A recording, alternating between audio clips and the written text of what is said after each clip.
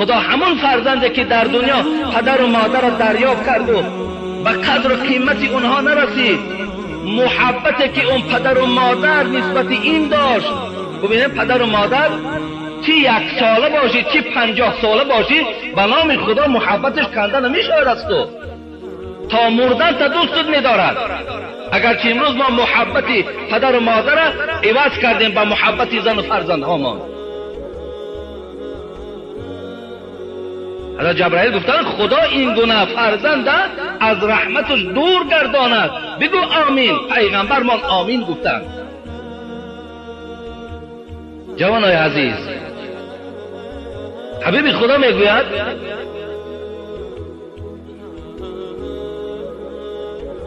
من بر والدی طوبی له زاد الله فی عمری.